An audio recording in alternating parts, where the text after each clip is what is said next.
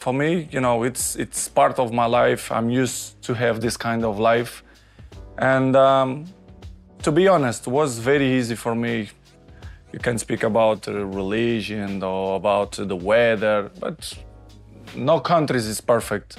So for me, the adaptation was easy, and I really love it to be there, to be honest. It's interesting what you said about, no country's perfect. That's exactly what I was thinking when I saw you go, and I saw the news start coming out about Saudi, and I saw a lot of the Western world pointing the finger, saying negative stuff. And I'm like, are we that good? Are we that perfect that we have got no problems? Like, everyone has problems, man, but it's about facing the problems and then making a step forward. I mean, and is there any little things that you've thought, wow, I didn't expect that to be there when you went there, or that have been good, positive as well, or negative? As I told you before, for me, all the countries have their issues. It's normal.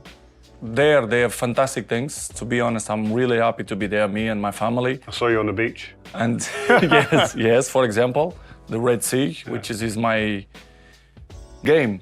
But in my opinion, the league is very, very good, and they still grow and improve. And I'm happy because I was the pioneer of the country in football, so I'm glad for that. Yeah, a bit like Beck's in America with the MLS. What he's doing over there and what he's done has been magic. And what you're doing here, even to my mind, you've created a whole movement of people coming. How much pressure did you feel being the first real big star to come out and then say to everybody, come on, follow me?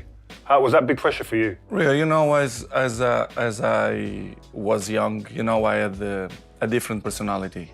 I believe in myself, in other, not only in football, but in other areas as well. To be honest, it was nice because I have friends who played there before, coaches, Portuguese coaches was there. And of course, if you ask me, you expect so quick a big stars will move there? No. But I will expect that the football will change because of me.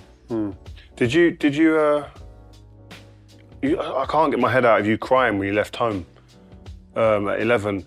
What was that whole process like and that feeling like? Because I know how close you are to your mum. Like I always, when the people ask me about you, the first thing I always say, he's a family man. And like your mum's connection with you is like mine with my mum, what it was. Like, so leaving your mum, for any young people that are watching, how difficult is that and how did you deal with that? For me, it was the main point, the big switch of my life was to suffer a lot in that moment. This is why I'm more willing and capable now to deal with the bad moments, which we all have bad moments. When I moved with 11, 12 years old, there was the really, really hard for me without my family, my mom, my daddy, my brothers and sisters. Imagine your kid with 11 years old to go follow guy in the world.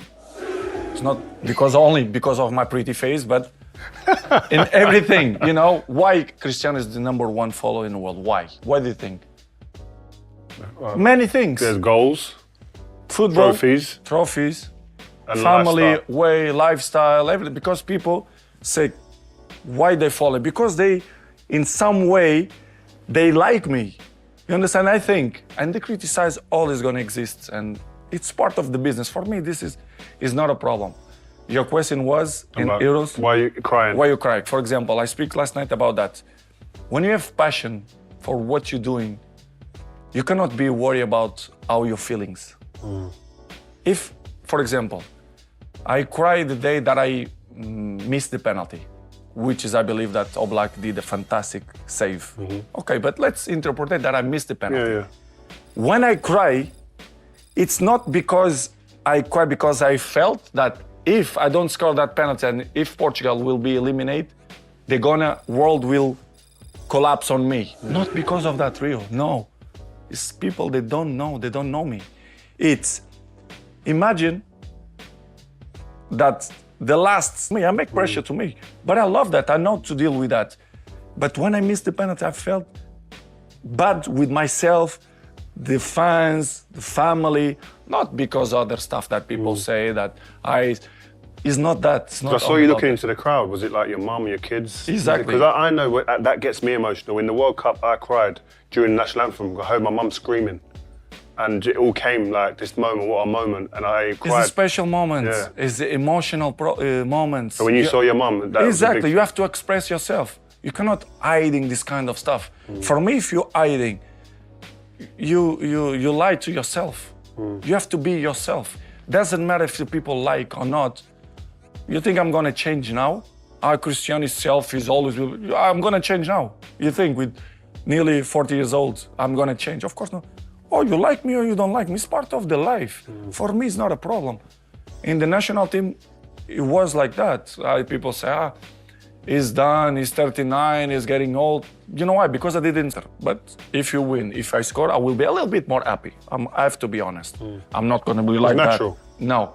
Or if you lost in the game, you have to show during this period or during that you are pissed. It's part of. But next day, I'm very capable and I learn that, listen, Cristiano, let's go. Life continue. Past is past, it's never come again. The present, it's the best gift that we have in our life. The present. Because you don't know that what's gonna happen tomorrow. You don't know. Yeah, it's true. I don't know, you don't know. So live the present. How soon is that game or that moment gone then? So you finished the game in a change room. I can imagine you being, we done it, she was shit, you was shit, I was shit. And how soon is that game then gone for the next game? Some games and some moments, you're getting a little bit more upset. For example, after the Euros to eliminate penalties against France, take 2 days because it's a special moment, pressure. But that's it. Listen, third day, go back to the gym, work, because you have more to show. You understand? Life continue. You cannot chances. It's football. It's difficult because nobody like to lose. But in my point of view, Portugal do it average. We always can do it better, but it's a lesson for the future, in my opinion. I see when people are talking about, I was doing the TV and I see people talking about Portugal. Why is Cristiano playing all the minutes? Why is he's on the pitch the whole time? Why doesn't the manager take him out? What do you feel, or what's your opinion on stuff like that? Like, Guess the critics always gonna exist, but the people forget one thing: is Cristiano don't score goals. I scored 2 goals. I scored 2 goals. I was the first one to show that I miss, but I'm not gonna shy away. Big. I'm gonna be here, even if I miss, I will shoot. You understand? And I scored 2 goals. A decision. Is that where you're thinking about your teammates then? You're thinking about, I'm gonna show you, listen, confidence, to give you confidence. I'm always will be like that. I'm never gonna shy away, never. And of course, it's myself first. I mean, I still love to play football. For example, this year I scored more than 16 goals with 39 and a half. And but you're finished, they say. Some people say, oh, he's finished, he's finished, exactly. but he's scoring that amount of goals. They say whatever they want, but... Do you see all that? Do you listen to it? Do you hear it? Do you see it and use it as fuel? Sometimes, but real, to be honest, I'm 39 and a half. I care less about what's... Because even when you do it good, they criticize you. And criticize is part of your journey, you understand? So I don't care about that because even if I will win the Euros, I will continue.